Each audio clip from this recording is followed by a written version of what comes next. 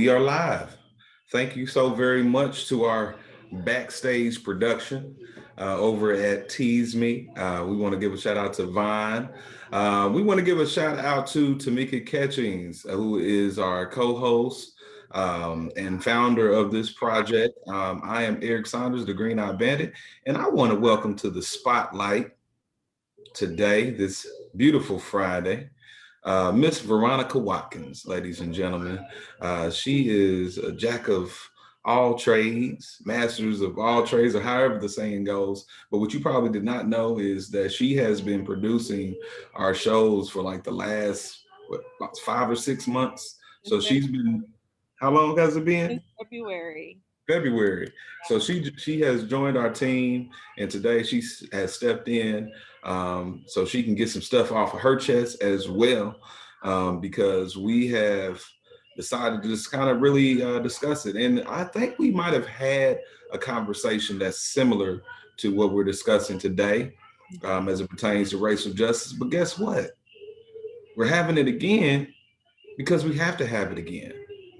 And essentially, we're not just having it.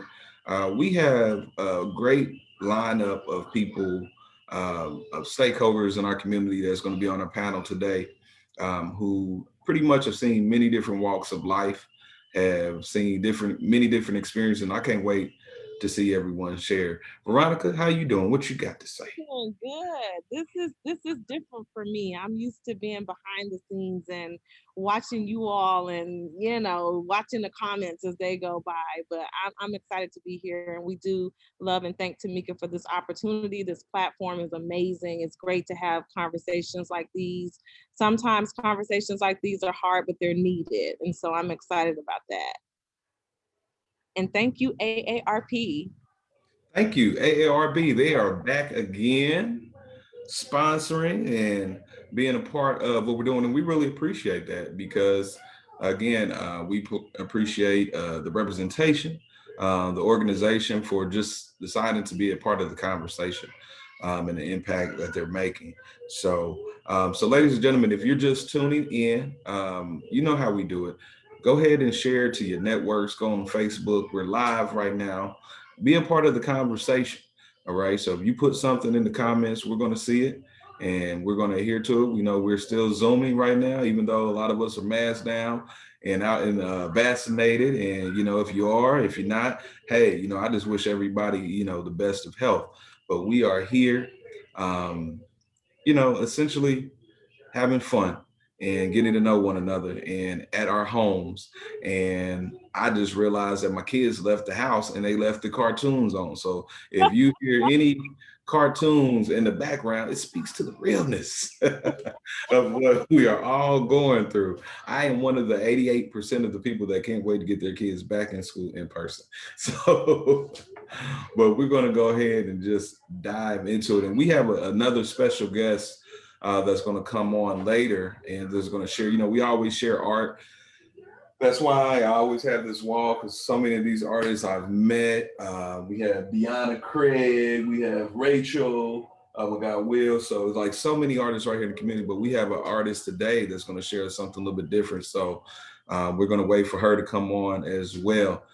So we're just going to go ahead and jump into it. If you're ready, I'm ready, Veronica. Don't be nervous. I'm ready. You ready? Yes, I am. I'm excited. I think we should start with introductions, and I think Mandela would be appropriate to start with since AARP is our sponsor. They've been sponsoring us for almost 6 months now, and it's been a great partnership. We appreciate it. But yeah, would you like to introduce yourself and share a little bit? Sure. Yeah. Mandla Moya, Director of Community Engagement for AARP. Just to continue to the realness that's happening, my household is getting ready for bed. So there's going to be a lot of toddlers crying that they don't want to go to bed, that kind of thing. So hopefully that doesn't drown us too much. But obviously representing AARP Indiana today, we have almost about 825,000 members across the state, 50 and older folks that we represent and support. And really, I think a lot of people, even the last time, sort of asked the question, sort of why is AARP engaged in these conversations, or at least supporting organizations that are hosting these conversations? Well, one of the things is we want to be obviously a big part of the solution.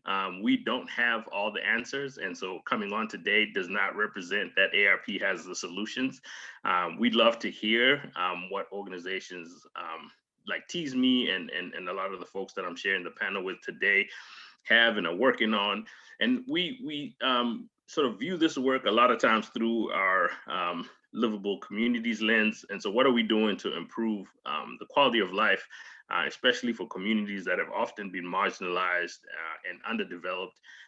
And so we really truly hope that, you know, part of the conversation today and sort of the other conversations that we've had in the past sort of lend an effort to making sure that we are encouraging elected officials, community partners to sort of start to think more equitably about how we're developing and impacting and changing communities of color. We've all, I think Eric mentioned this, right? We've all lived through this tough time of COVID. We know that COVID disproportionately negatively impact African Americans and people of color in general. And so those things where COVID was only a was an outlier, was certainly an outlier in terms of a health condition, but not necessarily in terms of those impacts. Those things have been happening to communities of color for centuries. And AARP's main goal is to figure out, one, why that happens, but also advocate for the necessary social impact change around that. So really excited to be here, really looking forward to the conversation and sort of helping and pitching in where I can. So thank you guys. And thank you, sir. Like I said, when we're going to just go down, have everyone introduce themselves, what they do, and, you know, what brought them to this conversation. So Naya. Hello, everyone. It's an honor to be here and have this conversation with you all. I'm Naya Blair Hackford. My pronouns are she, her, hers. I serve as the Director of Inclusion in the NCAA Office of Inclusion, where my focus areas are race, ethnicity, and disability. I started at the NCAA in 2019, and we all know shortly thereafter, racial injustice really soared in terms of the conversations that we're having because of the impact of Black and Brown individuals. And in my role at the NCAA, I've been able to help lead our membership, your student athletes, coaches, and administrators on these conversations. And it's really personal to me, like I'm sure it's to all of us, because of, for various reasons. To me, working in diversity, equity, inclusion is a calling. It's a passion of mine.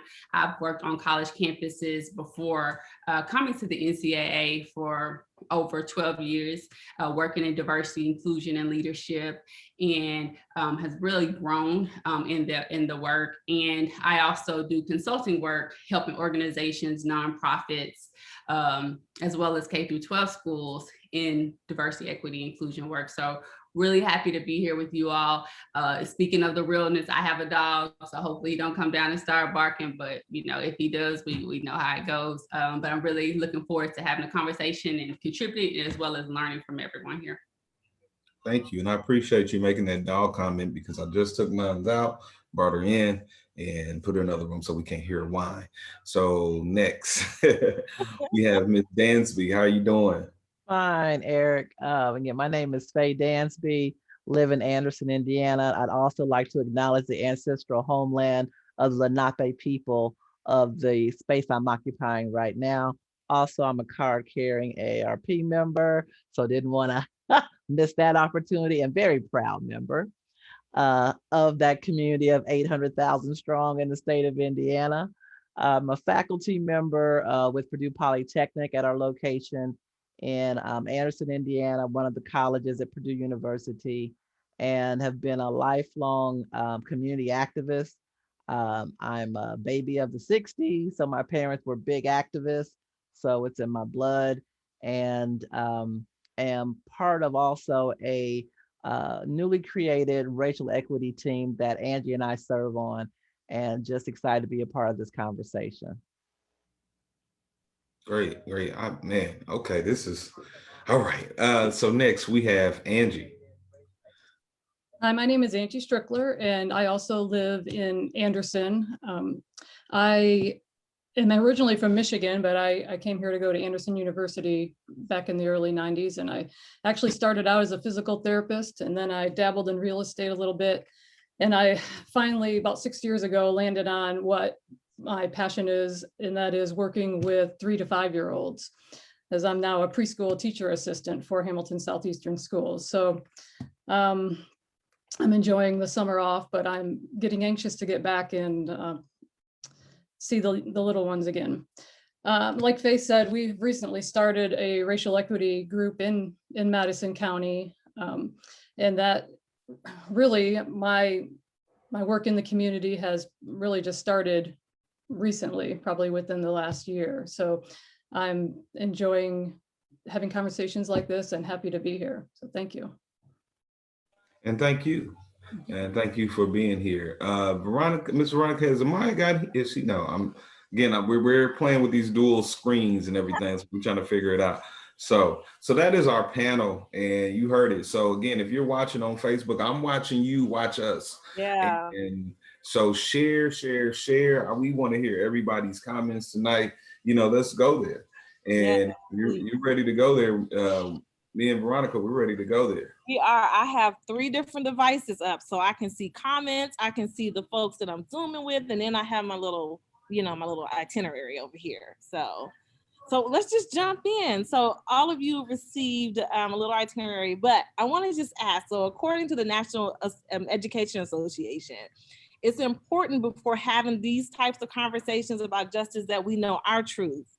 So my question is, what is your truth? And from a personal perspective, how do you view racial justice? Anybody, just jump in. I'll kick it off. From my perspective, the struggle continues. Okay.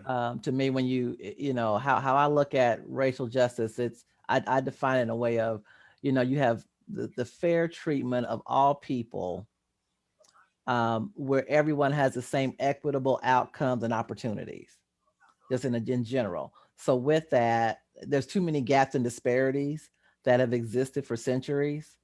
And then when forward movement happens with progress, there's always a massive backlash. The sad part is, to me, that backlash tends to be very violent also. Okay, all right.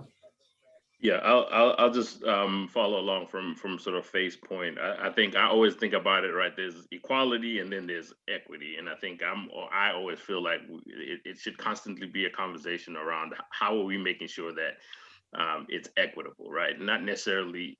I think we all have, at some point of view, have an equal access to whatever the system is. But is it equitable? Do I have, as an African American male or African American woman, or our friends in the LGBTQ plus community, our friends with disabilities, do they have an equitable share or equitable access into that space? And so, like I mentioned, I think AARP looks at it from a livable community space, and so, do we have quality of life issues that are equitably being addressed in communities across the state and this country as well? And so that's really the perspective that I tend to sort of look at things from.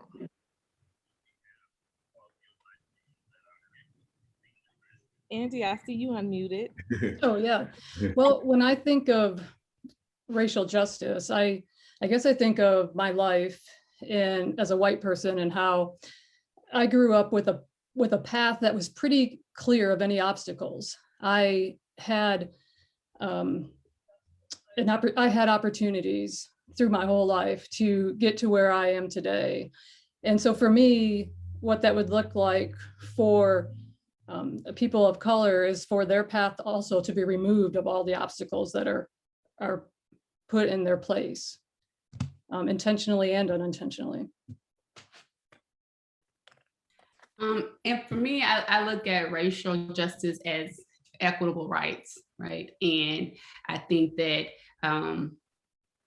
the truth, and I don't want to get too far into the other question, but is that, we do have a long way to go. And I think that we have only, I think it's layers, and we are, sometimes within society, even when we think about what happened with the murder of George Floyd and many other Black and brown people, we like, oh, we got down to another layer of people realizing and understanding and seeing, but yeah, we still have not gone deep into providing these equitable rights for people of color and really addressing systemic issues. So definitely. And so I'm glad you guys said that, and I'm listening intensely about what we're getting, what we're all saying, because equity, equality, and I'm going to go ahead and throw this twist in it. And I wanted to kind of carry on throughout our dialogue today, because now we have to ask, and this is just kind of like my pie in everybody's face. We got something silly to say. Not you guys, you know what I'm talking about. You know, folks, I can't barbecue. You know what I'm talking about. Integrity.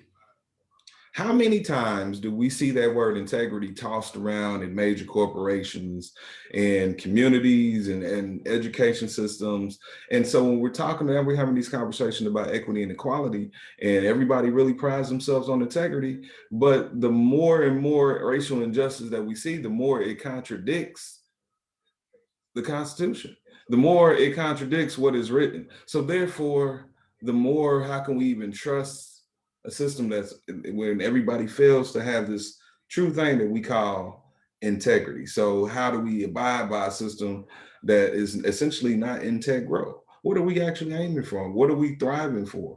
And I think that's a sense of actually bringing, I think that's always been the plight of those who have been discriminated, primarily African American, but I don't want to even say that because, man, since the last time we talked, Veronica, I've been watching a lot of documentaries, watching a lot of movies. I was watching a show on HBO, and it was primarily focused about Chinese immigration here and the work that they did on the West Coast and the mistreatment that they were experiencing and the beef that they was having with the Irish and everybody else. But at the end of the day, they got blood and sweat and tears in this land as well. And it goes back a lot deeper than we think. But ultimately, again, that integrity part is what's been getting me in terms of people that's actually like, when people argue about, I don't know, critical race theory, it just kind of seems like you're offended about us actually getting to this thing we call truth and honesty, these values that we see all over the place. Now, to me, the whole thing is starting to really actually crumble, because anything that doesn't have a strong foundation is going to fall anyway. I'm going to listen, guys. I'm here to chat. I'm here to have a good time, but I just want to make sure y'all. You put it out there. I mean, you really put it out there. But I mean, you understand where I'm coming from, though. It's just I'm tired. There's no point of doing the back and forth debate. There's no debating. We don't need to, because we, like you said, there's layers to it. I said it best. There's layers to it, right? And some of us have already kind of peeped these layers, but case in point, you know, people been celebrating Juneteenth for years, right? This year, there was a massive Juneteenth celebration because people have actually come to that layer of awareness. But even within that layer, you got to be careful, because sometimes we still remember the things, the hatred that we've had internalized towards ourselves. So there's some things that has to be ushered out. All right, this is like I said, there's you hit it on the head. There's so many layers to this that you just can't stop at this new bit of wokeness, this new little bit of knowledge, because, you know, and as Miss Faye spoke about living in the 60s, she lived a period in which a lot of people just really, truly don't understand. You can read it in your history books, but if you weren't there, you know, and you got to respect that. You got to respect people's perspectives, especially when it speaks to truth and integrity. So let's continue to move on, because like I said, I'm going to get hype. And I want everybody out there sharing this, because like, let's get hype tonight. Let's talk about it. You put it out there. And for me, I have an extremely high level of frustration. Yeah. And this is why. My mother is 85 years old and she is frustrated. She fought the fights. She did all the stuff to make sure My siblings and I had a phenomenal life, her and my dad together. And I am so irate because my mother is still in pain for all that work they did so many decades ago. And it's the same fight. And Mhm. so I've got all that she did and watching her parents at one point in time being in Alabama couldn't even vote. And we're still, and I, and the same group of people in Alabama still may not be able to vote. Yeah, I was about to say. Yeah. And so it's still the same fight. And then I, sit up here, and then my daughter is a graduate of Spelman College and lives in Atlanta, and she's marching in a march months ago. So you've got three generations in the same fight, because it's got to stop being our fight and being white folks' fight. And so as long as it stays the primarily Black communities fight, um, we're going to keep seeing the same thing decade after decade after decade. In my mind, I did hear Angela Davis speak, and she said the marches that happened last summer were the most diverse, the largest ever. So it gave her hope. But um, this is about policies. I'm not really worried about individual person's feelings about me or our community, but it's the policies that have been here for centuries that nobody wants to deal with. What you were talking about, Eric, since you threw out critical race theory, which is, people, if you're not in law school, it's not going to come up. So just keep that in mind. It's a legal, scholarly discussion. That's why it's called a theory. And so it's not going to happen in K through 12. So let's please squash that. And hopefully that doesn't rise up in Indiana in any kind of way. But we have to accept the fact that we're going to be in a land of being uncomfortable if we're going to ever get to the truth you're talking about, Eric, because we can be so much. We're an extremely rich nation. The diversity is powerful, but to not wanting to be uncomfortable when my community's been uncomfortable for 402 years. And we live with it every day with even levels of microaggression. And we all can talk about that. Mhm. So so other communities are going to have to accept being uncomfortable, but that's where growth is.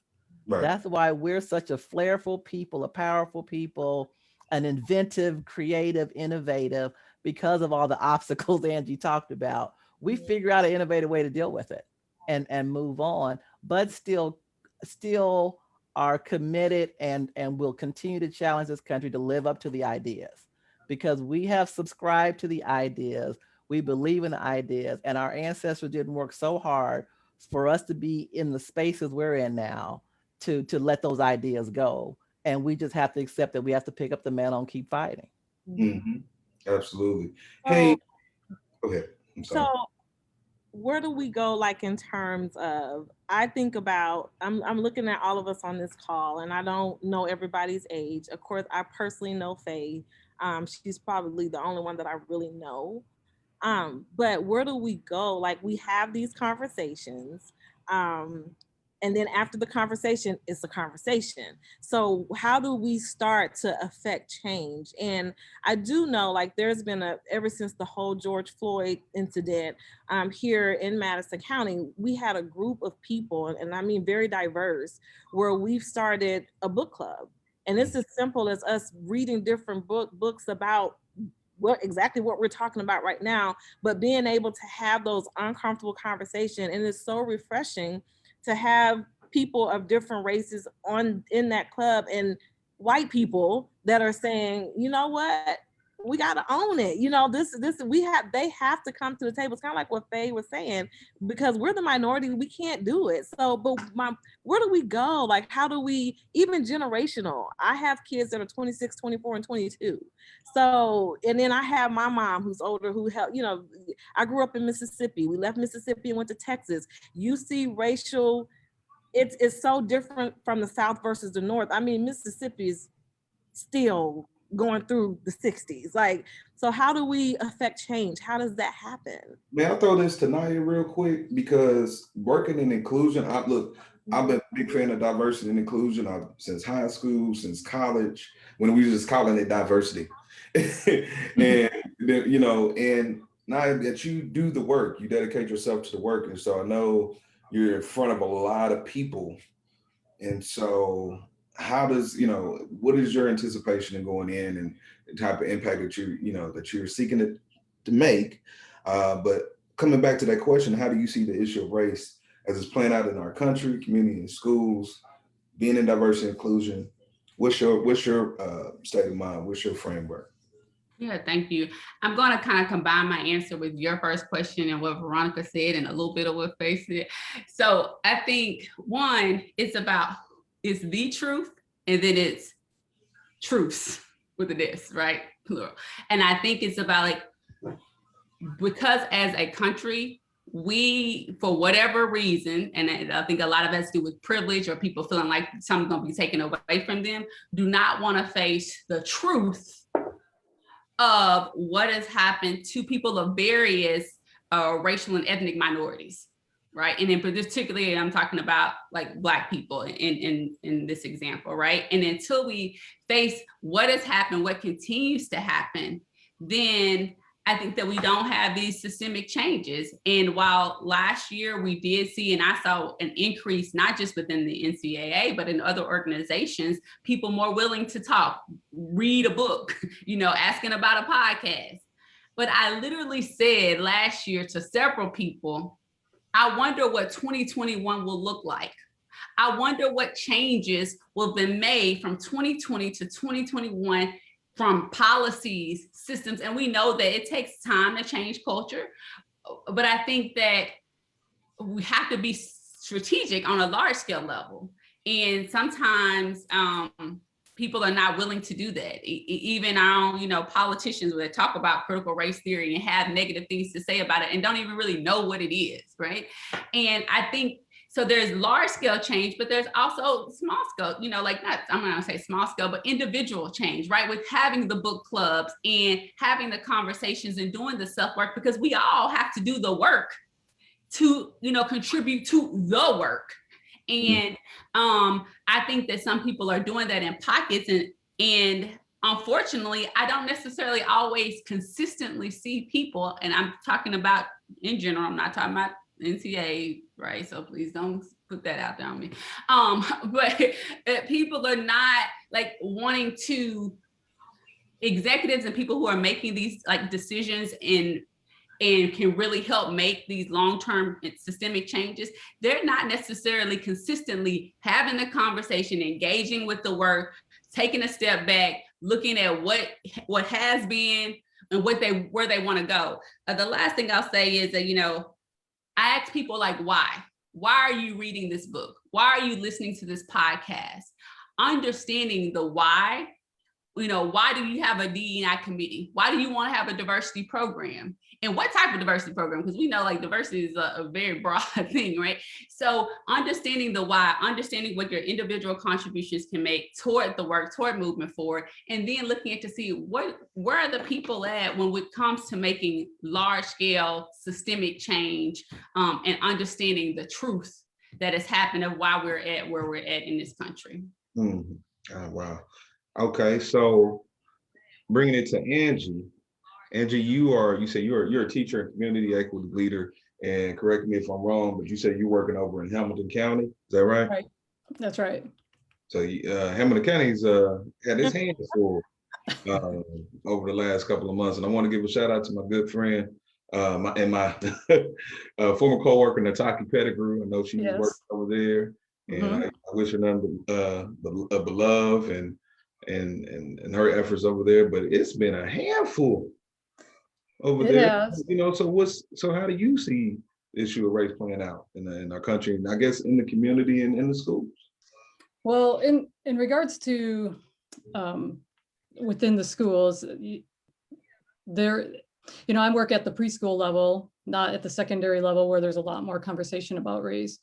But I see my role as establishing a foundation amongst the 3 to 5 year olds and starting the conversation with them. And I know some may feel that that's too young, that 3 to 5 year olds don't see race or don't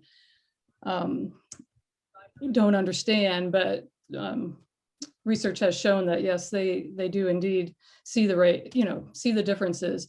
And so I had started a preschool, an equity team, so we can start to work on that within our preschool team. And what was the rest of your question? Just saying, how do you see the issue of race as it's playing out in our community and in our schools? Yeah, I think within what I'm seeing in the community, and I'm not a part of Fisher's community, but is that fear is being used and people are throwing around these trigger words just to get this reaction. Like Faye was saying, critical race theory is not going to be taught in our schools. It can't be. We're not even equipped to teach it. And so, but it's a trigger word and it gets people going. And so it's all just the fear and manipulation to try to continue to, in my opinion, keep the people who are in power and who are making decisions, to keep them there and to continue as the status quo. And so we just have to continue bringing education and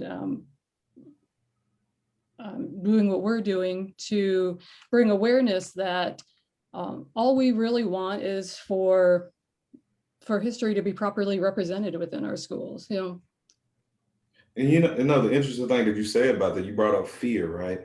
And FDR, one of his speeches, right around that, World War II time he was the one who coined, there's nothing to fear but fear itself, right? And so, when people bring in, this is not American, I think people really do not check out the history in terms of America. Like, what America did you study? Because even, going into World War II, and this was something just kind of doing research, I was like, that World War II, right after World War II, changed everything. Folks came back after World War II brand new, as if it did not require diversity for us to get along, to bring our resources together, and to fight against someone, armies that did not care about this whole nation. I was just reading an article about Black soldiers who were treated over in England with respect. And then white soldiers went over there and was like, well, no, you need to stay in your place. I'm like, really?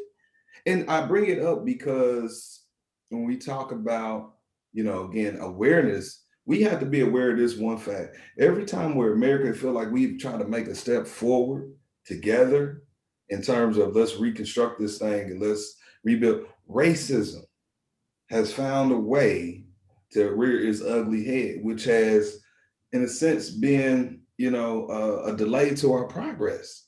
And that's what I don't think people, truly understand. And I'm not making it up. It's not just in the last year. This has been, I'm just even saying post 1865. Racism has found its way to stay in control and, manipulate the situation, which, again, what can bring us back to policing, what brings us back to education, and just the whole structure and the dynamic of what's professional, what's, privilege, so.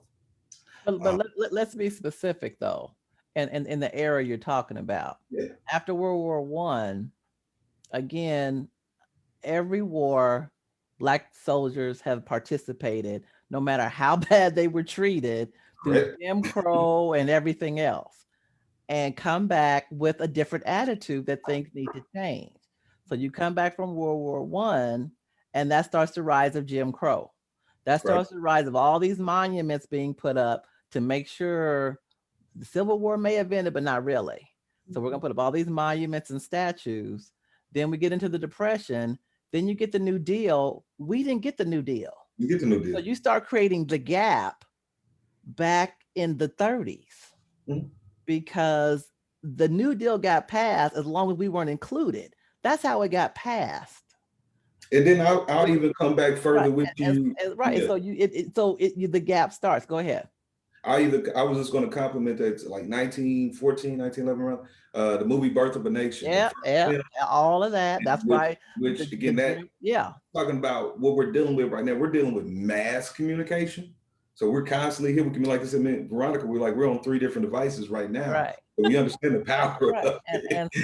But for that to be the first form of a visual type of communication, exactly. In the White House. You know, and so I think, and a lot of people do not even know what this film is. They know Jim Crow, they don't know that film, and it's important that you know that film. So again, and we can, because again, when we're talking, ladies and gentlemen, we're talking about awareness tonight. Right. Yeah. And we're going beyond opinion, and Yeah. because you know, and don't take me wrong, that your opinion is all the time based on your circumstances, and we get it. I just got off of social media now. Friend of mine who's a high exec just experienced some racism out in New York City. I said, hey, sweetie, you got a national platform. Talk your stuff. Yeah. All right, you know, because people, you know, when you're dealing with when you're raising kids, especially if you're black or white, but specifically white, and if you're exhibiting these behaviors, and that goes on to that child, then it goes back on to Angie, like you said, like, yeah, maybe as early as preschool. It is. Because now as a teacher, I got to deal with the blowback for how you raising your child. And if these values don't line up with what we're essentially trying to do in a classroom where there's white kids, black kids, Hispanic kids of all different colors, and this is what you're sending your child in, that's again, keeping behind. Right. And then we can always talk about the Brown versus Board of Education and the paper doll. Yeah, that's what Angie was alluding to. And that would really hurt. I mean, Angie, you think about it, and anybody else, imagine what would you do if you right now, July 9th, talk to kids 7, 8, 9 years old, give them a paper doll test, and it will be similar to the paper doll test that was taken back in 1955. You know, so I told you guys, I'm hyped. I'm ready. Well, let me add just a little more context. Yeah. If we're going to deal with racial injustice and racial justice, which is the premise that I think we're trying to stay with. Again, because I don't know who knows what, because like Naya said, we got to deal with truth. Right. And so again, where these injustices start occurring, again, the New Deal, we didn't get that. That's how it got passed. Then you had the GI Bill after World War II. The whole point was to help create the middle class. And so the way you create wealth is to be able to purchase a home. Well, they didn't get the GI Bill.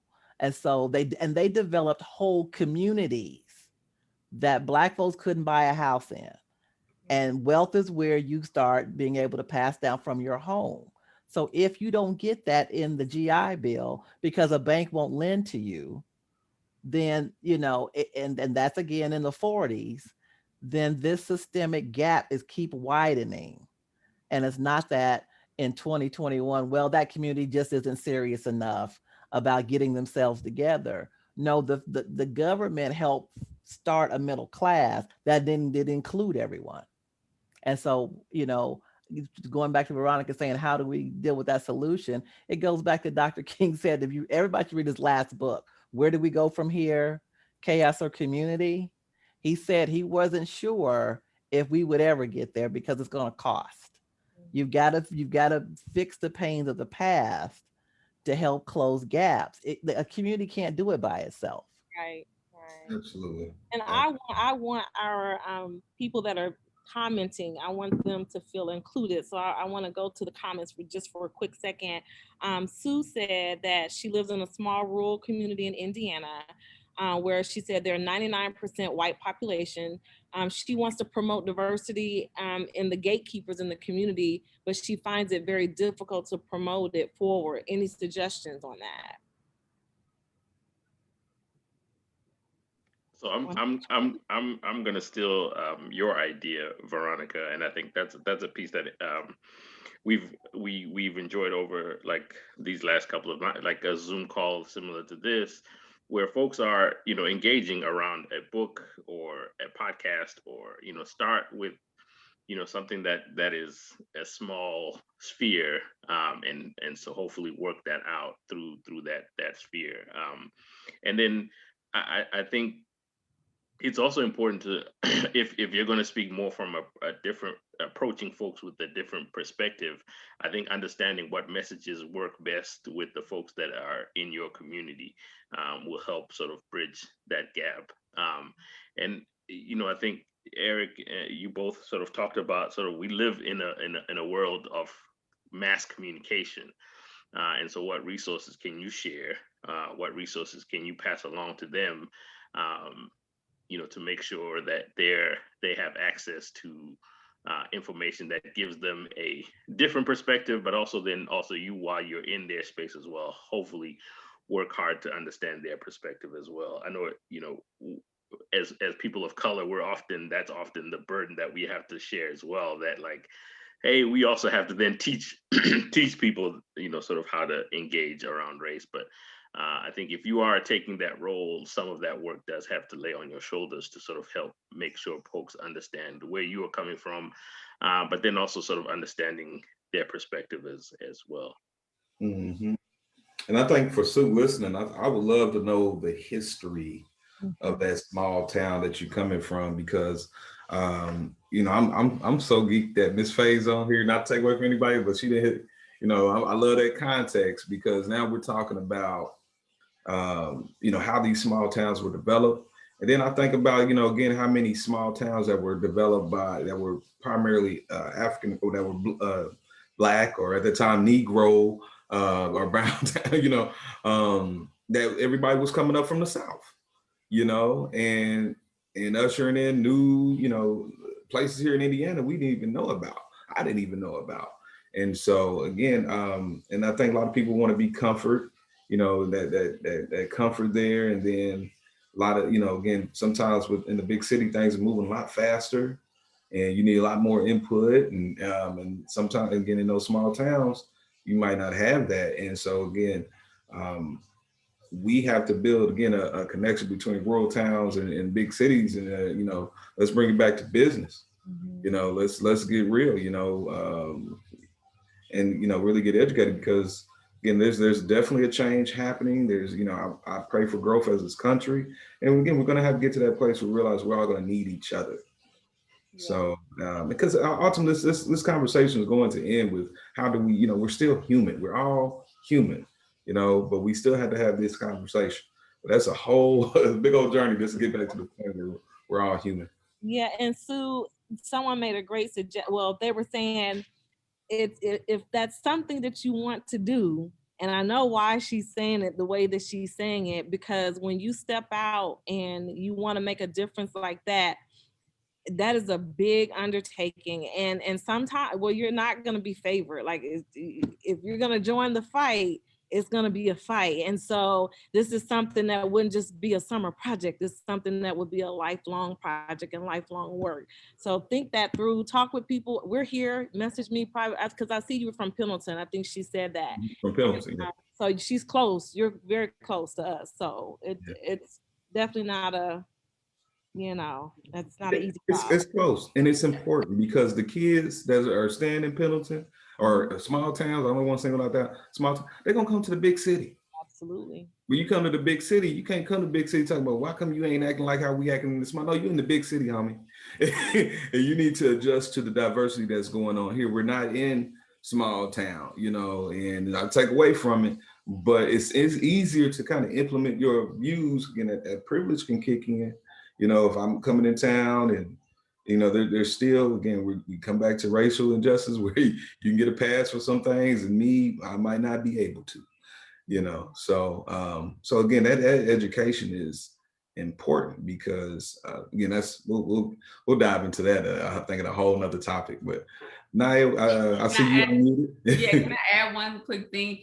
I agree with doing small things within the community to be able to have that conversation and consistently do it. But I also think some of the systems or community involvements that already existed, how do you bring the racial conversation into those spaces? Because sometimes we look at it as separate, and I understand, and I think there's value in that. And I also think that we can integrate conversations about race, books about different, authors of various backgrounds, or podcasts, into small group community settings that we already have. And I think that sometimes when we make it separate, it looks like something extra. It's like, oh, let's do this for Black History Month, and then we're not necessarily diversifying the books that we're reading throughout the year, but we want to make it a special time during this one particular time of the year because of, we think it's a great idea, and we generally want to do it. So I'm just saying, how can we, and I think not only in our communities, even in our workplaces, how do we embed aspects of diversity, you know, in this case, we're talking about racial justice, into who we are, into our cultures. And, you know, and I think once we're able to do that, we will progress and we will move further along, and it won't be just a thing for that minority people are talking about, or some of the woke, you know, non-minorities, you know, or people who want to be educated, because this is something that we all need to learn and grow from. And even by hearing other people's perspective where we're in these spaces together. Mm-hmm. Yeah, that I definitely echo that. And I think even, you know, as we sort of bring it back to sort of the work that AARP does and other community organizations, I think one of the most important pieces that, you know, especially in smaller, you know, rural or even sort of city and town communities, there's always an opportunity for engaging with your town council, engaging with your legislator, because they're close. It's close proximity, and so you can always sort of have those conversations, both informally, sort of meeting them and running into them at the grocery store, but also through the formal process, right? If the city's going through, or the town is going through some long range planning piece. I think Faye talked about sort of some of the housing issues that folks had in terms of not being able to access a particular neighborhood. A lot of neighborhood covenants, you know, sort of negatively impact people of color. That's an area that you can exact change in that space by saying, hey, I don't think we should have this, you know, XYZ policy piece in this. And so I think those are things that you could start to do in your community, in your neighborhood, rural, urban, suburban, whatever sort of the title that you list on. Those are things that you can be a part of and be engaged with, and not necessarily have to sort of have all the knowledge and have all the skills, but, you know, informally engaging your folks and saying, hey, I don't think this works for everybody, you know, and sharing that message. That's spot on, man. That's spot on. And I don't know, now something about what you said that it's kind of triggered, you know, the kind of past that the Ku Klux Klan has had, and the influence that it's had, ultimately, you know, on, you know, policies. You know, we can dig back into Black codes, right? And I mean, I don't know if anybody, you know, who's viewing, if you've actually just kind of read a list of Black codes. I mean, different towns, this, that, and the other. And then again, these are things that have grandfathered the policies that we're dealing with now. So again, brother, I think you were definitely spot on. And that's all we're just trying to get people to see, man, is that the work has to happen. And I'm coming back, I'm tipping my hat off to you because I'm glad to hear you speak. I'm glad to hear your passion, because I feel like a lot of what the people organization have been doing have been hiring and creating the diversity and inclusion position, not because they genuinely want to make change, but because they done got their hands tapped. It's like, oh, we need somebody in that position. We don't really know why we need that person in the position, but we need somebody in that position. And I just noticed, and is that person qualified? You know, and that's important, you know, and like just hearing your expertise, and, you know, that I'm like definitely glad to have you on the show to kind of speak upon that in your role and work that you've been doing. So, man, Veronica, I told you this conversation is great. And I think it goes back to what Nia is saying. I think Angie said some of this too. You know, you have to challenge the organization. If you're the DEI person, you've got to challenge, what does the C-suite look like? Right. What does the board of trustees look? But what do the board of directors look like? What does your supplier base look like? You know, and you got to look at yourself within first, and not just making everybody feel better or get more educated, but what policies are you going to do to diversify your board of directors, to diversify your C-suite, to diversify your supplier base, and even if you have to invest to help some suppliers get up to speed, to do that broad base, because I guarantee their customer base is diverse. Yeah. Oh, absolutely. Yeah. And then, I mean, I think then what are we doing for folks like Nia to make sure that then when she says, hey, there's an opportunity for somebody to step up, and then that she has the partners, you know, around her to make sure that when she, you know, is saying, hey, we need to have this and that, and, you know, and look into that, then she also has a network that she can tap into to then, you know, bring folks up. I think we need to do more of that, especially if we have platforms, ensuring that we can bring folks on who speak differently or speak to the issue that needs to be addressed within that organization. Like I said to you all earlier, like AARP does not have all the answers, but we love to talk to people who are working on it and engaging on those issues so that we get a better sense of what policy agenda items should we be pursuing, what pieces of legislation should we be supporting, all of those things are important. But if we don't know or don't have the answer, then we can't put those 825,000 members to work. Yeah, and also, challenge. I'm to the point now where you got to challenge. Are you advertising with Black-owned media? It can't be Black targeted media. It's got to be Black-owned media. So how about you advertising with the Indianapolis Recorder? And I love the Indianapolis Recorder. I do it online. But but we have to. Those are the questions and those courageous conversations that have to be sent to corporate America. Because of the dollars, especially in advertising, the dollars they spend in advertising, and so a minuscule goes to Black-owned media who will hire more in their organizations if they can get those dollars that you're targeting again to a base that needs that you need their business. Absolutely. And I'll say, Eric, especially in the past year, LinkedIn, been hot in terms of organizations like, oh, you want to. We have this opportunity, and I have a lot of dear friends who do D&I work. Before it was cool to do D&I work, right? No shade to people who are just starting out, like doing this work, but a lot of companies, yes, are hiring at these roles, but it's just that one person. So that infrastructure that you talked about is not there, and it's not the responsibility of the CDO to fix things that have been happening in organizations and cultures for years. It's a shared responsibility. Everyone in that organization has a role to play, and particularly the C-suite, in moving things along. And it's just not about hiring the CDO. It's about providing that person resources, be it with people power, funding, and most importantly to me is your commitment in action to make a change, right? Because hiring a person does not make a change, not at all, because in a few months, people are going to forget about that person is hired. And so I think that is important for organizations to realize as well. And those, I know I'll speak for myself, I'm very intentional about thinking about those things when thinking about, career opportunities. Hey, Veronica, do you think it's a good time to ask our panel about their experiences growing up? Mine. That was I want to know, I want to know what has influenced you guys and your view on race. So what experience have you guys had growing up or as an adult that have experienced your view on race? Angie, I'm gonna start with you. So growing up, I don't remember race really coming up much as far as in conversation, but I do know that now looking back, I can see that there definitely was messages sent to me.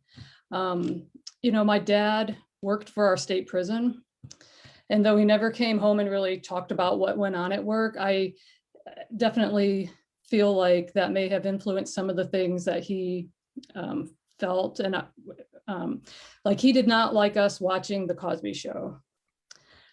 He never really said why necessarily, but now, obviously I don't know, didn't think that it was good for us to watch a show about a successful Black family as they were going through their daily lives.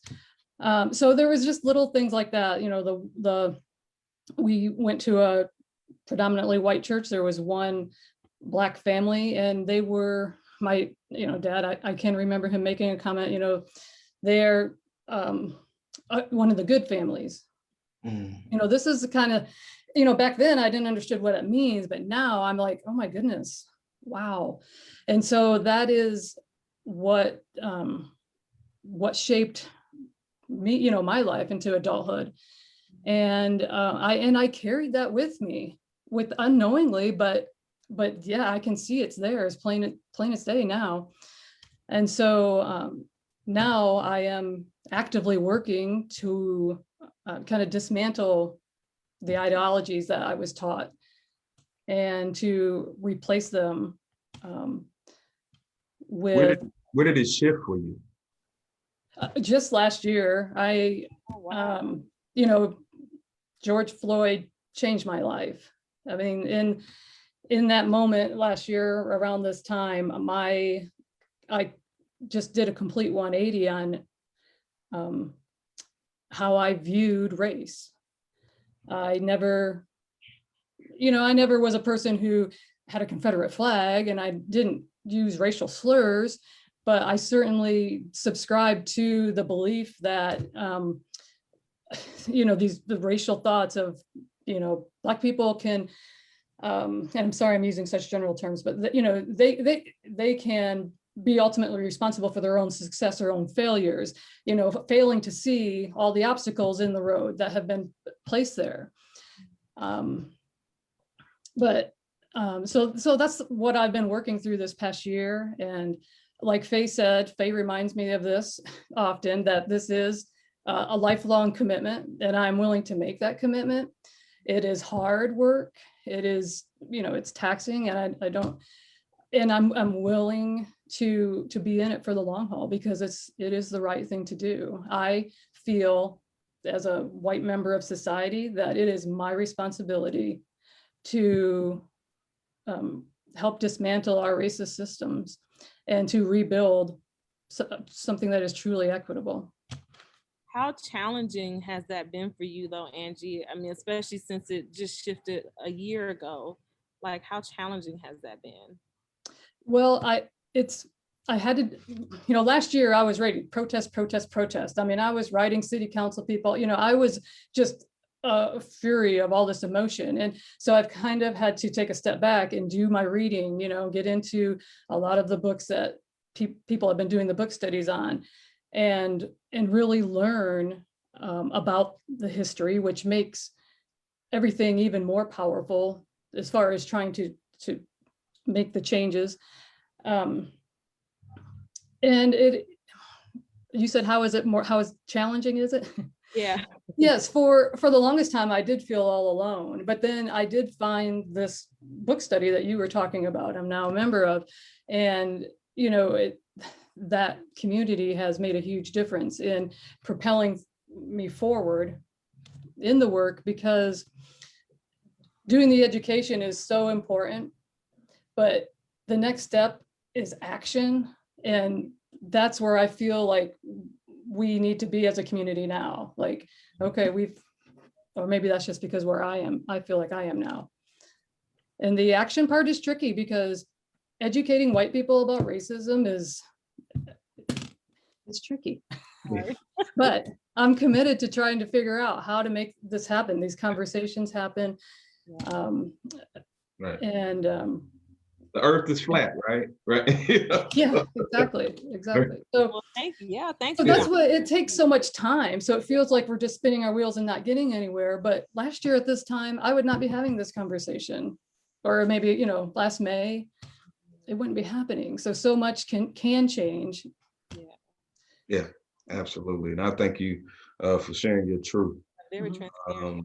Very transparent. And I like I said, I went to private school, PWI, worked at a place primarily white people there, and just trying to get to that transparency, not for me, for you. You know what I'm saying? Because I'm sensing a sense of wholeness that's coming back to you that you didn't realize that you was, supposed to say, again, talking about that human factor, and how much racism takes away. Who wants to grab the mic after that? Go for it, Ms. Faye. Oh, I'm sorry, man. Go ahead. Go ahead. So I grew up in Zimbabwe in Southern Africa. So I probably more tribalism than racism was bigger for me. I think I grew up in Zimbabwe post liberation, so post 1980. So Africa, Zimbabweans were had taken over primarily. So my parents would call us born frees. So we didn't have the burdens that they had. And so I grew up in that environment. My parents, my mom was a professional. My dad was ran businesses. And so I saw Black folks living well and doing well as an everyday, lifestyle. And then I think our immigration to America was definitely sort of the eye-opening piece about, especially from an image perspective, that America sends a different image to the rest of the world. So I don't know if folks know that, but and so going to the Jackson State University in Jackson, Mississippi, definitely helped me better understand where I stood in society and my role in society. And I think, no offense to folks who went to predominantly white institutions, I think you get a great education wherever you go. But I think HBCUs are different. There's a incubator that happens there that doesn't happen anywhere else, and I think that helped me sort of become the person who I am today. And then, working with AARP, obviously the George Floyd, I think, changed a lot for everybody. But I think, obviously seeing it over and over again was not helpful. And so what in my world, what could I do to help? Where could I steer resources? And so opportunities like this, working with partners like Edna Martin, Martin Luther King Center, so all of those spaces that are working to build quality of life for folks of color, especially African Americans in Indianapolis, I think was a pride of mine, and being able to sort of engage those folks and not only engage them, but more importantly, pass resources along to them, especially financial resources, to make sure that they're able to execute the programs that they have. So I think that's my sort of life story, life journey to this point. And I thank you for sharing, man, even speaking on that tribalism part, because I mean, that's a whole nother conversation, going into that. But then it's also a conversation in terms of the disconnect between African Americans and Africans, and woo, oh my God. So I wanted to just, so stepping away from AARP and just speaking as a Zimbabwean and African man, not everybody thinks the same way. So if you get a chance to go experience it, it's a very different experience. I think sometimes we get to have tensions with each other because I think it's easier to play off of that stereotype. But I think the reality is very different. I think I had those same misconceptions when I went to Jackson State, and what I found there was totally different. And so I think, I think those things happen, right? There are, a very few or a lot of Africans that think negatively about African Americans, the term itself, whatever. But I think there's a whole community, a whole larger community of Africans who embrace, African Americans, Black folks, just, in general. And I think I love to consider myself one of those people. And so I'm always happy to have those conversations. But I think for folks who have not been and have an opportunity to go, same for folks, I tell people who are in Africa too, like, have an opportunity to come over and see, what it's like and experience that. But I think just similar to, there's a lot of misconceptions and, things that we sort of get wrong about each other, that we sort of need to frame differently or have a conversation around. Yeah, you're gonna bring the old school Oprah out of me, man, when we had that conversation. Yeah. Like, right up. While we're here, I have two things that I want to ask you. Okay. Yep. First of all, go Tigers. I'm from Yes, Jackson. ma'am. I appreciate it. That's okay. Right. The other thing is, what did you notice I know you noticed the difference, but how was it transitioning from Mississippi in terms of racism and coming here to Indiana? Yeah, so I think there's an overtness in the South that people sort of have lived to embrace, right? Like, you gonna see the Confederate flag, you gonna see, like, those things are visible. Where the sundown towns are, right? Like, and if you don't know what sundown towns are, they're places that folks like us shouldn't be in at after a certain hour. Those places they're still there. Like we cannot deny that. But then I think there's the sort of underlying stuff that you don't see, right? Like you don't I think personally, I think one of the things I often sort of experience a lot is when you go to the restaurant and then like the person who seats you is white and then the waiter that comes is black. So those things, I never know whether that's like people being overt with their racism or it's like some sort of, silly thing that that happens in the restaurant business. I don't have a clear understanding, but to me, sometimes those are the things that people don't overtly do. So I think the difference is the overtness of the racism. I think you're more inclined to see it more outwardly expressed in the South than you would here. Right. But I mean, it's still there and it's still part of the system. Absolutely.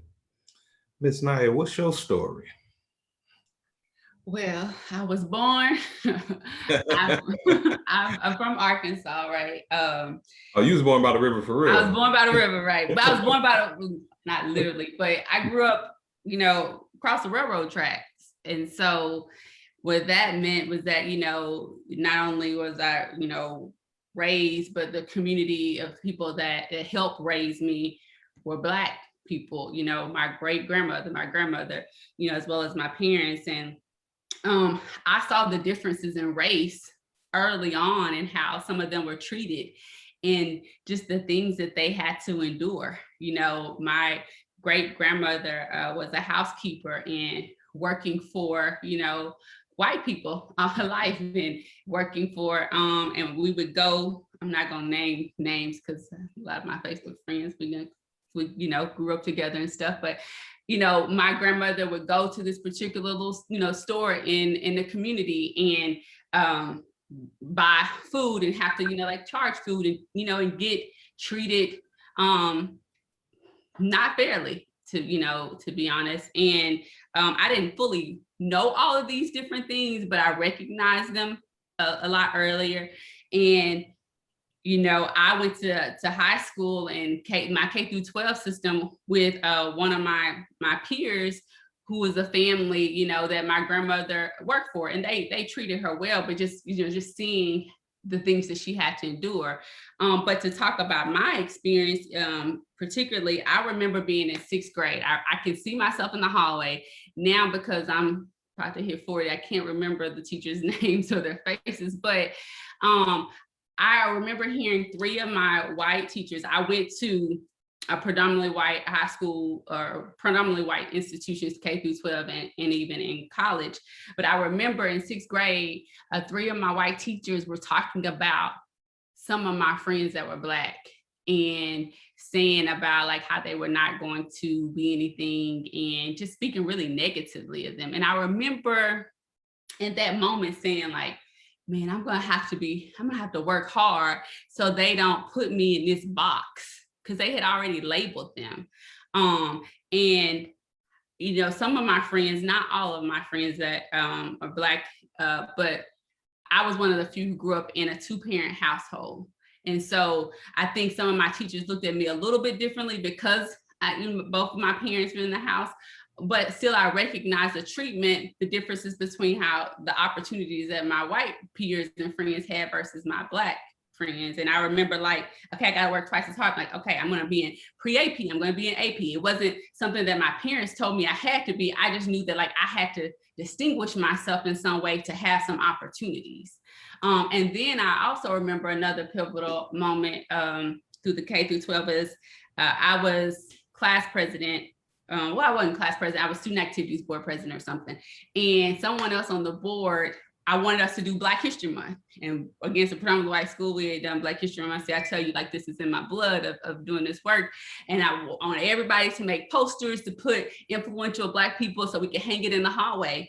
And one of the persons on the board, I said, hey, so-and-so, like, when are you gonna have your board? And we were in a particular class, not gonna name the class, and it was toward the end of the class.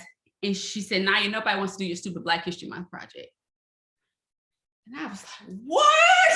So then I'm like, where are my Black friends? I'm like, what? But I was even more upset that the teacher who was a great teacher, but just stood there.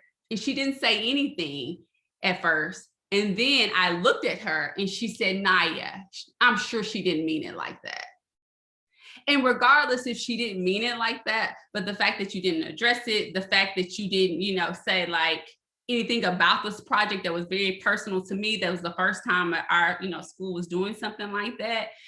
Again, there was just messages of showing differences, because where I grew up at, diversity was very Black and white. We didn't even have a lot of people of Hispanic background, in our communities at that time. And so I learned early on through experiences with my grandmother, seeing different things, treatment with my parents and conversations and my own experiences, that differences are made. And it's really like the haves and the have-nots. And I've tried to figure out, how do I navigate these systems, and being who I am and appreciating my Blackness. And I've grown into that because something as small as, I was very aware of like how I wear my hair to work, because of what would be deemed as professional, because I had people who looked like me who was telling me like, oh, and I also used to tell people that I mentor or work with, like, oh, wearing braids ain't always professional, and I would, when I worked on campus, I would like, okay, I'm gonna wear braids during the summer because I don't have a lot of meetings, or right before fall break.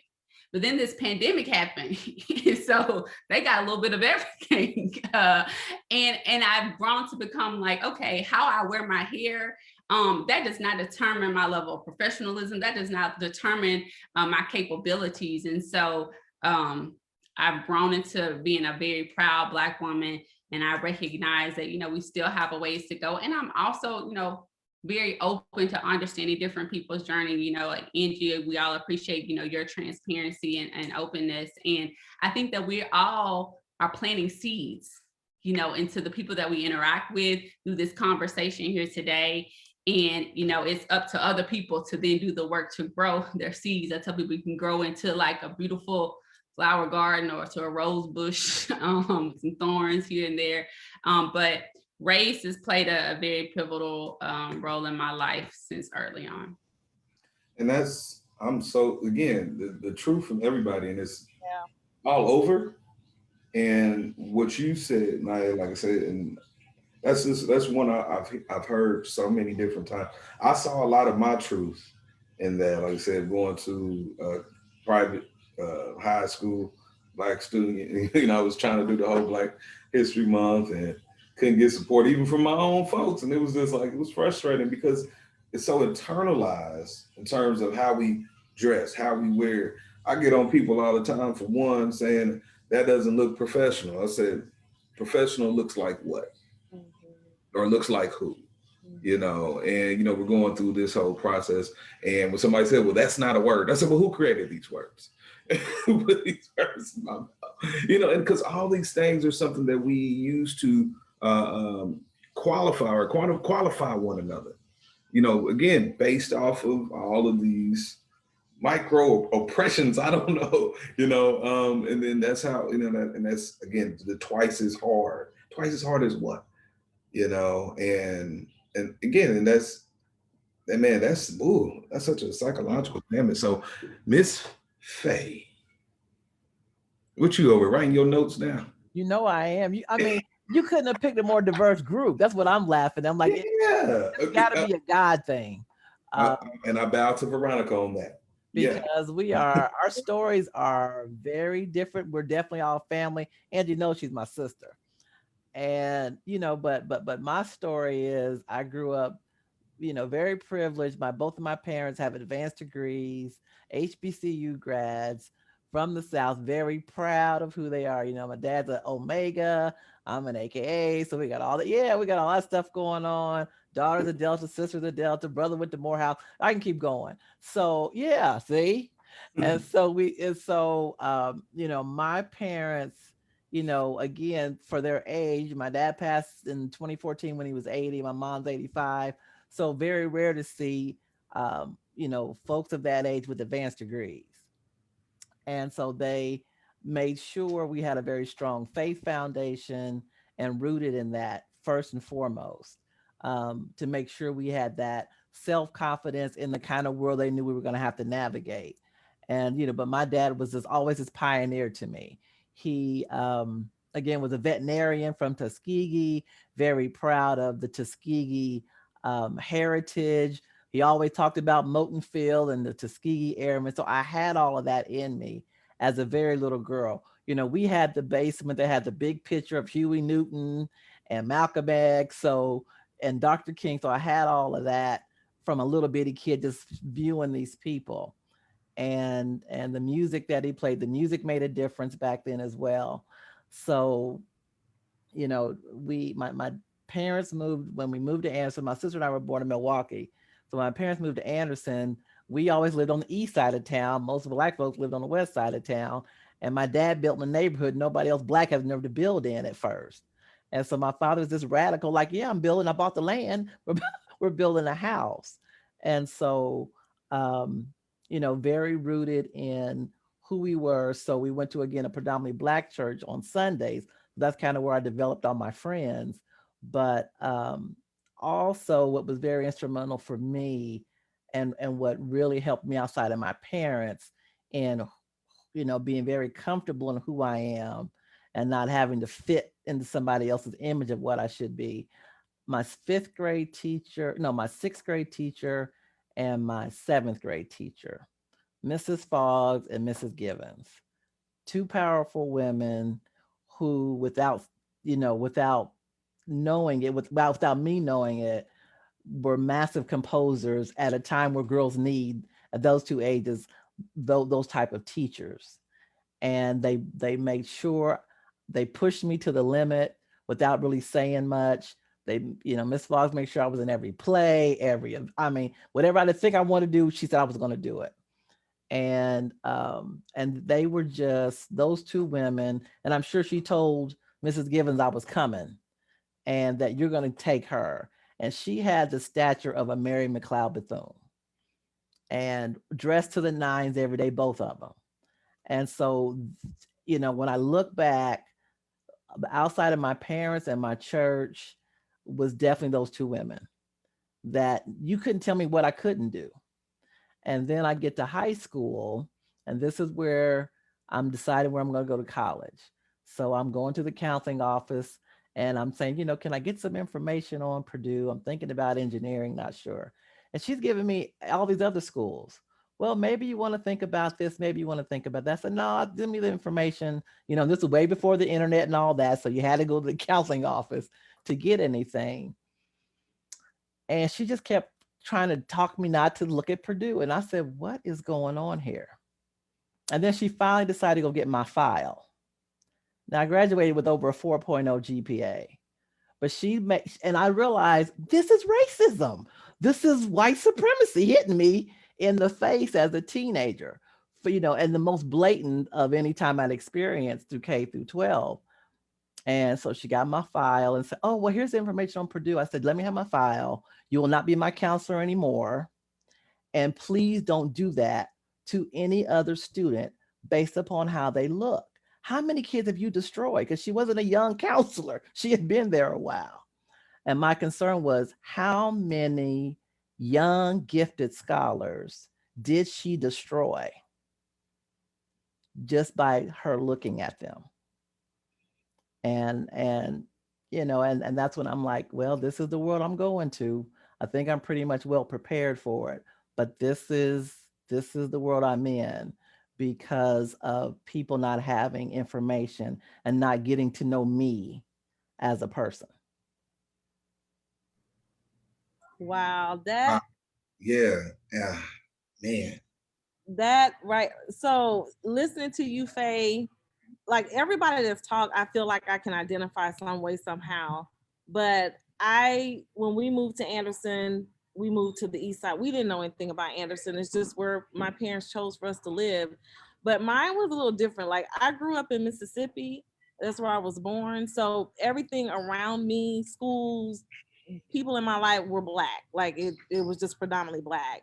And then we moved from Mississippi to Texas. And then I get to Texas and it's very diverse. The white people were the minority where I was. It was more Hispanic and African American. And then we leave there and I come to Indiana my sophomore year of high school. you want to talk about culture shock? Like, I'm like, where the Black people at? Like, I'm like, where are they at? But it was challenging for me because living in Anderson predominantly at that time, a lot of the Black people lived on the west side. And so they would make me feel like, because we lived on the east side, listen, we were poor, okay? We were poor. Lived on the east side did not make us rich. But that was the stigma, was because if you're on the east side, you know, you're rich. And so when I started high school, I struggled between, I had white friends that thought I was too Black. I had Black friends that thought I was too white. Like it was a complete, my whole life was just so different. But I ended up being able to befriend everybody, and I just ended up being friends with everybody. But racism for me, growing up here in Anderson, went to Highland. I just remember one day coming out of class and going to my locker, and somebody had written on my locker, "Go home, N-word." And I was like, it just didn't make sense to me, because there were other Black kids at the school, but why me? Why did they single me out? And to this day, I probably will never know. But now, fast forward to today, I love mentoring girls. So I have a mentoring program for girls, right? So part of what I do is I go into the detention center and I mentor girls there. And there was a young lady there, of course I can't say names. She was adopted by a white family, and she was a Black girl, and I want to say she was from, I want to say Ethiopia. It's like she yeah, I'm pretty sure. But anyway, so they moved her here from another country. They live in Frankton, and if you know the area, you know there's not a lot of Black people in Frankton. And she got arrested because her and her mom, which, you know, her mom is white, got into an argument. She took off walking. They arrested her for whatever reason. They said she resisted arrest. But then she's put into this detention place with girls that are Black and white, and to sit and talk with her and to hear her say, "I don't like Black people." And when I say she Black, she's not biracial, she is Black. That it did something to me, because I'm going, what?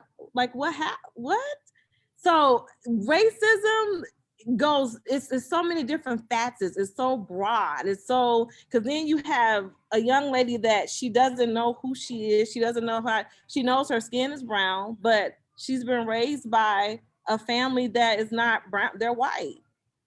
So if for me, this is like really close to heart for me, close to my heart. I am all for wanting racial justice and wanting all of us to come together. So being on the book club, and for us to be able to openly talk, when you have white people, Black people, we're able to have a conversation, and we may not like what the other one is saying, but we respect that we can have this hard conversation that sometimes may be hurtful or hard to hear, or it's just tough, but it needs to happen. So I went all the way around the world to say that. I'm back now. I don't know.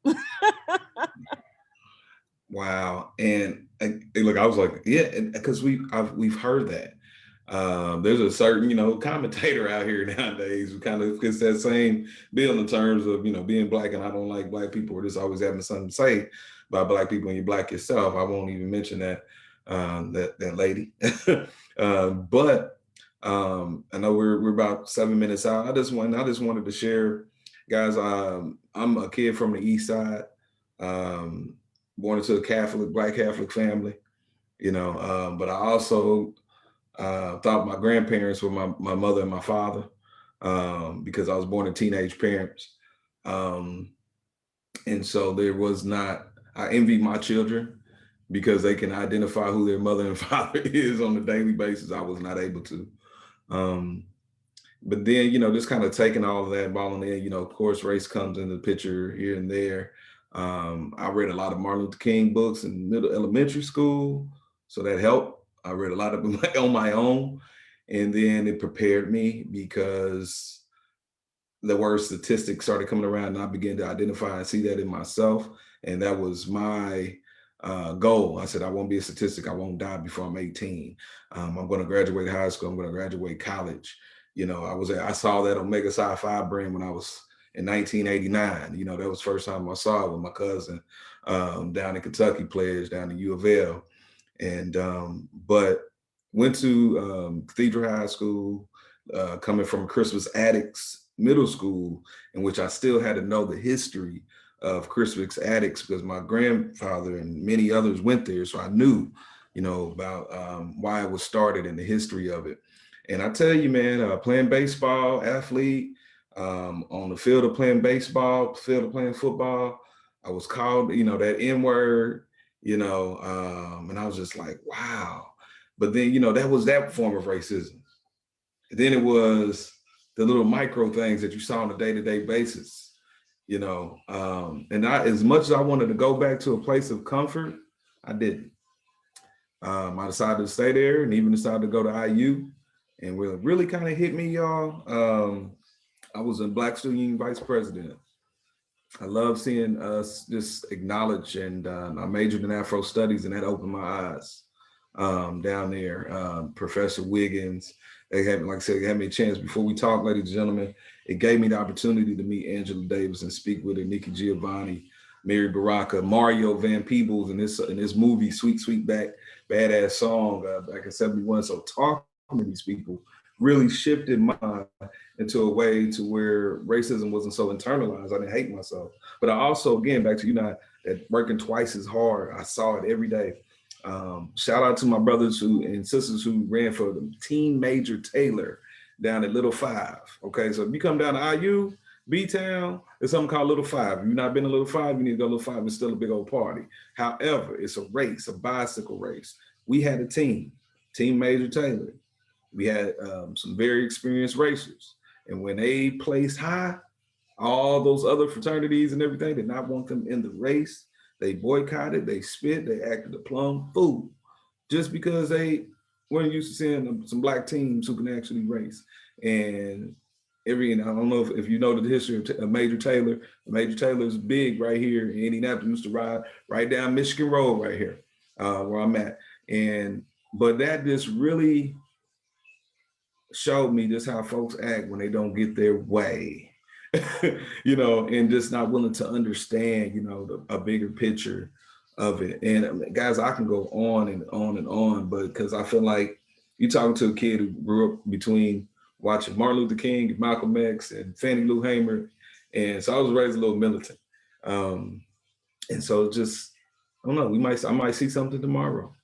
And the question is now, how are we adapting? How are we building ourselves to what's been constructed? And that's what I ultimately wanted people to understand tonight, is what has been constructed in front of us can be deconstructed. All right. Race is a political construct. Ms. Faye hit on it when she was talking about the GI Bill and everything like that. Who could apply? Everybody did not call themselves white. Okay, it was very diverse in terms of who had migrated over here. The word term Black, that is also a construct. We can turn that into whatever we want to, you know? And so again, that's ultimately where we're doing today, man, just coming into that awareness of, yes, that is a tangible action because of creating a vision of who we actually want to become.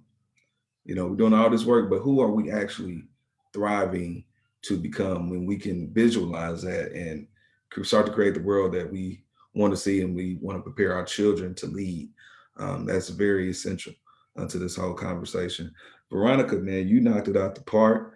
Congratulations from going from behind the scenes to coming to the front. Tamika would be so proud. I know I am. And you, such a powerful networker, found these incredible panelists. And we just, man, and I think everybody agrees who's watching this. Thank you so much for sharing your knowledge and sharing your truth tonight, man. I don't think that's ever going to be taken for granted. All right. So we are down to our last minute. Normally we have somebody kind of say the last powwow, but I know you guys probably want to have your little cup of wine and watch Black Widow or something like that tonight and have a good time. But I just want to say thank you on behalf of the Green Eye Bandit. And that's my little 2 cents. Yeah, and the comment for everybody that was commenting, Arlene, Kristen, Amy, listen, thank you guys so much. We were reading, I was trying to, talk to everybody. But thank you so much for your comments, and we appreciate. Some of you had asked questions about the doll test.